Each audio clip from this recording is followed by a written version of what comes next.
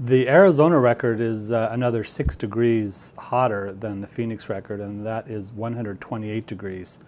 And it was set 4 years after the 122 in Lake Havasu City. The interesting thing about Lake Havasu is it sits along the Colorado River and it sits right next to Lake Havasu. So a lot of people kind of think, well, there's water there, it's probably not going to be as hot.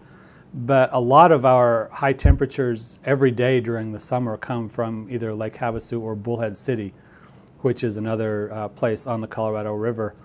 And it tends to get very hot. The elevation is a little bit lower, and in Lake Havasu City, you're surrounded by some volcanic rocks that tend to absorb the heat really well and then are slow to release.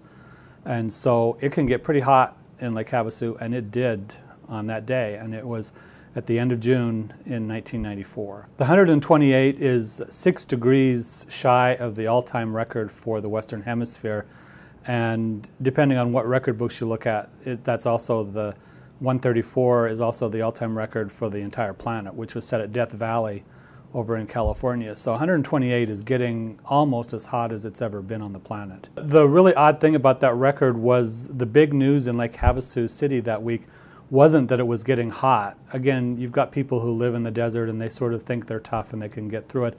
The big news that week was there had been a sewage spill into Lake Havasu, and that it had closed the beaches. And a lot of the businesses there that bring in tourists were really worried that by the 4th of July weekend they weren't going to be able to reopen the beaches, and that would cost them a lot of money. So although the newspaper that day trumpeted 128 at the top of the front page, the bigger news for a lot of people in town was the fact that the beaches were still closed and no one knew if they'd be open in time for the holiday.